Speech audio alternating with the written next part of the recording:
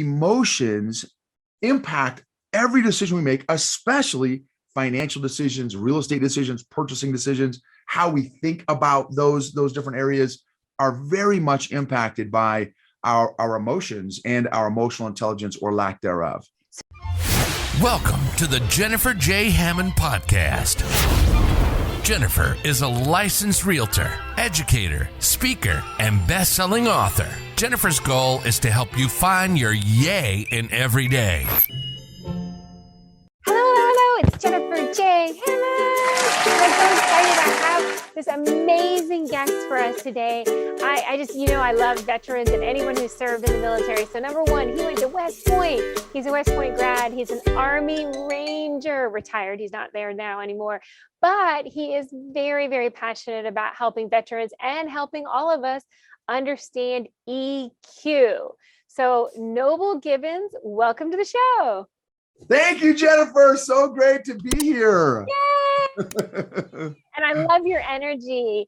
Well, I'm super excited because first of all, I have to say my grandfather taught at West Point. No way. Yes. So I'm always very passionate about people who went there. What was your experience like? I know we're totally off topic, but I'm so curious. Did you love it? It's a great place to visit. Yeah. Leave it at that. Okay, so tell me about being an Army Ranger. Did that also set you up for life in a different viewpoint? So I was in the 82nd Airborne Division and went to Ranger School. So yes, Ranger School was an amazing experience, and it taught me a lot about myself, some good things and some not so good things as well, on how I would handle extreme adversity or extreme stress. And then jumping out of airplanes to get to work, a lot of people drive to work, in the 82nd Airborne Division, you jump out of airplanes to get to work. And so that was also taught you some different things about life as well.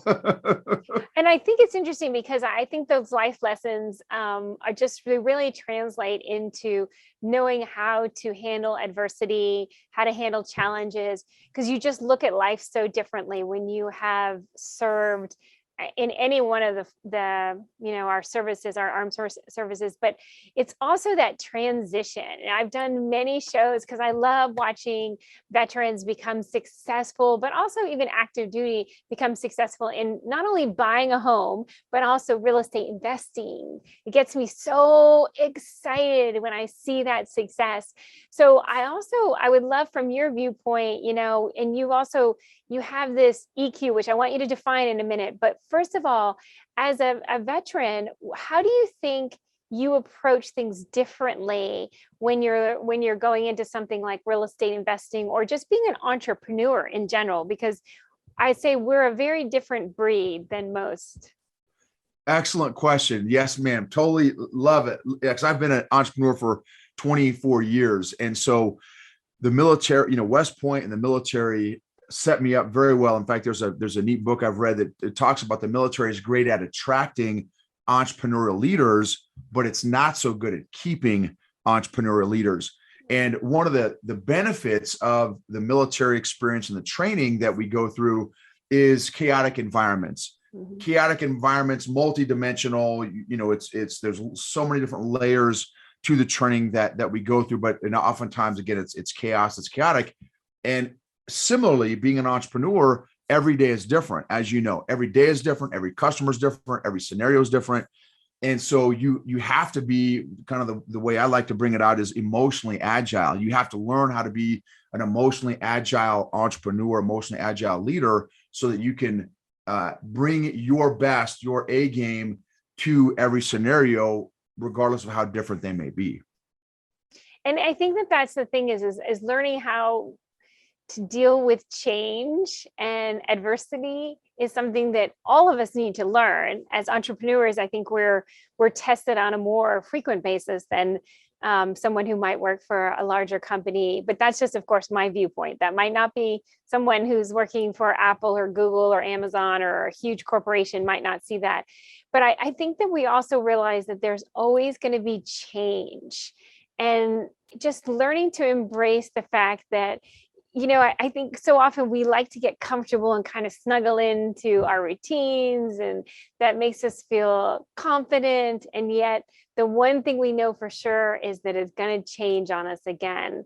And it seems like veterans do a really good job on that for the most part, although there are some trouble spots. And I know you speak to this as well, in that even transitioning out from an active duty service to whatever your next mission is in life, sometimes, like our homeless population for veterans is incredibly high. I mean, it just absolutely breaks my heart when I look at the numbers. And sometimes they go down, but unfortunately, sometimes they just keep rising depending on states. And quite frankly, statistics don't always tell the full truth depending on how people are being counted. And I'm curious your insights to what goes wrong with that transition and what ends up making some veterans homeless and some just incredibly successful entrepreneurs. So lots of depth to that question, a lot of layers to that question.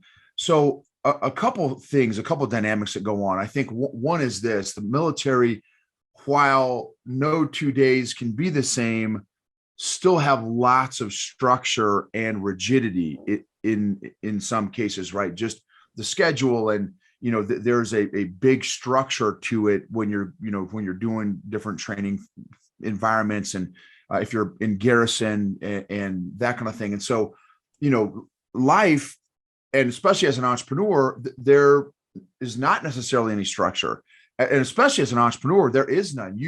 That entrepreneur, we make our own structure, whatever that is, and some like more structure, some like more flexibility.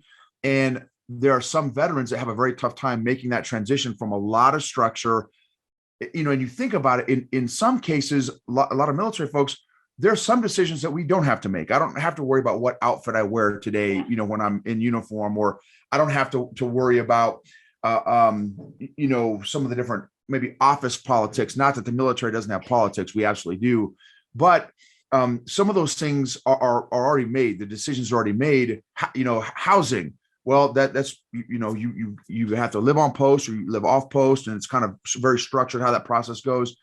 And again, when you make that transition to, well, what am I supposed to be doing right now? Normally, I'd be doing PT, exercising right now, 6:30 in the morning, but there's no formation, there's no like accountability, and so a lot of veterans have a tough time with that. Also, a lot of veterans, and I've talked to a lot as well, have a tough time processing their emotions about, the military is all consuming. It's a 24/7 experience. You're immersed. It's an immersive experience. And when you get out in the civilian world, it's a very different environment. And a lot of veterans and even active duty have a very tough time. We haven't been trained on how to identify, process, and manage our own emotions, let alone the emotions of others. And so we wonder why veterans have a lot of challenges. And I think that's a big thing. Is that the only thing? There are a lot of things, but I think that's a big one that would probably have some degree to relatability to your question there. Well, and so one of the things that you coach on is EQ. So talk about what is EQ, and then I want to talk about, of course, how EQ impacts financial decisions, especially like for real estate investing, becoming an entrepreneur, all those financial things.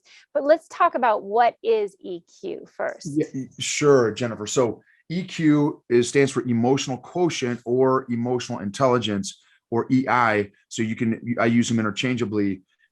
Emotional intelligence is the ability to, again, acknowledge, identify, process, and manage your own emotions and the emotions of others. So there's a self component. There's four main categories: self-awareness, self-management, and also social awareness and social management, or relation awareness, relationship management. And a lot of times, some of us are stronger in one area than others. You can also be strong in an area for unhealthy reasons. So that's the definition of emotional intelligence. And then let's talk about how EQ impacts financial decisions. Oh, so much. Every single decision that we make is impacted by our emotions, whether we're aware of it or not. Physiologically, every every decision goes to the emotion center of our brain first before it ever hits our logical center of our brain. Again, even for my analytical, very logical thinkers, even they use they hit their emotional center of the brain before they make that logical decision. And so emotions impact every decision we make, especially financial decisions, real estate decisions, purchasing decisions. How we think about those different areas are very much impacted by our emotions and our emotional intelligence or lack thereof. So let's get an example. So if somebody, for instance, let's use a veteran, they're transitioning out. Now, again, maybe they always lived on base for their housing. Now they're transitioning out. They are a veteran. They're no longer active duty. And now they need to make a financial decision about a house. A lot of times I see where people get stuck in an indecision and they're just not sure what to do. What kind of thing would you say is happening there with their emotions that may be the block that's preventing them from going into action, preventing them from making a decision about a major financial, it might be a financial goal for them, but it's definitely a need, housing, and they want to buy, but they're just not able to make that decision? Excellent question, Jennifer. So what are their emotions around buying a house? What are their emotions around getting out of the military? What are their emotions around making a decision this magnitude? So on the surface, we see behavior, we see action. We don't realize that under the surface are all these emotions that are impacting our ability to make a decision. And so, and what happens again in most people, we just address the Band-Aid. We just address the action and the behavior. We don't think to look underneath the hood and see what's going on there. So a lot of times they get emotionally, hijacked when all these big emotions are. In fact, it just happened to me recently, and this is the world that I'm in. This is my space. I got emotionally hijacked where I got hit by a lot of emotions at once. And what happened to me? I got emotionally paralyzed. And I was stuck. It's so behavior wise from an outside perspective, no, well, just make a decision. It's not that big a deal. Not realizing if I don't have self-awareness to know what's going on, that I had all these emotions that completely took up my emotional bandwidth and impacted my ability to make a decision about whatever it was at the time. Yeah, I think it's really important to understand that those emotions, they're definitely part of the equation. And so often we want to stick into this intellectual checklist of what we need to do. And even as real estate agents, we might sit in with a client and talk to them about something. And then again, we're just going through this checklist and there's not really one on there that says, okay, so what's your emotional state right now? How are you feeling about this? Because again, that wouldn't be an appropriate business question. Yet I will tell you that real estate agents, we always seem to be in the seat when people are having, I would say, all sorts of emotions, good emotions, bad emotions. I've seen incredible outbursts by husbands and wives, and then seen them come back with, that apologetic, I'm so sorry, I can't believe, that anger, that rage, whatever was happening. Also, real estate agents, we often are the first person someone calls when they're getting a divorce or when there's been a death. And those emotions are really powerful, and they can prevent somebody from being able to make a decision or even make good decisions. I want to say, if I can evaluate good, bad decisions, but being able to go into action, because a lot of times emotions can paralyze a person and then they don't feel comfortable moving forward. So it's really important what they do. So I'm curious, from your viewpoint, why did you get into the business of EQ emotions? It seems like it might not seem like a regular straight path for somebody who's an Army Ranger who went to West Point. That's exactly right. So let me hit your last point real quick. One other thing I'd love to share with your audience that maybe that love real estate or into real estate or doing real estate, are realtors, is that because I've helped out a number of realtors with emotional intelligence coaching, is validate and affirm. So I think it's completely fine to say, hey, Jennifer, how are you guys feeling about this home purchase? I don't think there's anything inappropriate about that question, and just listen to what they say. And one of the most powerful things I have learned and share with people is to validate and affirm their emotions. You don't have to agree with them. You don't have to completely understand them, but validate and affirm, because their emotional experience, our emotional experience, is always real and relevant. So that's a really helpful tip. And okay, so now how do I get into it? So I've been emotionally clueless my whole life. And so, and in the middle, at Ranger School, we didn't learn about feelings and emotions. In the 82nd Airborne Division at West Point, right? So, and in the business world, I never learned about feelings and emotions. And then I yelled at my wife 3 times in 3 weeks, and she said 3 things. Number 1, don't ever do that again. Number 2, you've never done that before, which means number 3, you've got issues. So we went to counseling, and this counselor introduced me to this revolutionary new concept called feelings and emotions. And I was like, what is this magic sorcery? What are you talking about? So that's how I got started in the emotional intelligence journey. Well, I thank you for being on the journey and for sharing with people, because I think it's one of those things that so often isn't talked about. And coming from somebody like you, who is a veteran, but also who has had an amazing experience, in business as an entrepreneur, that we need to know it's okay that we have emotions. And as you said, affirming and realizing that we are all on this very interesting human journey that actually does include emotions. And those are highs and lows, and sometimes they're unexpected. And yet we need to definitely look at how can we embrace whatever the journey is, including the emotional side of it, especially when you're going into real estate or financial decisions, knowing how to do that. So if people wanted to get a hold of you, what do they do? Do you have a website, social media? What would you share? Yes, ma'am. So our podcast is EQ Gangster, and our website is eqgangster.com. And we have a membership group, a community of folks that are actively growing themselves in a safe, supportive, encouraging environment called the EQ Mafia. So you can find all that again at eqgangster.com. Well, that sounds perfect. Well, thank you so much for being with me. As you know, I like to end every episode with saying yay. So will you lift your voice and say yay with me?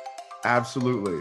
Okay, 3, 2, 1. Yay!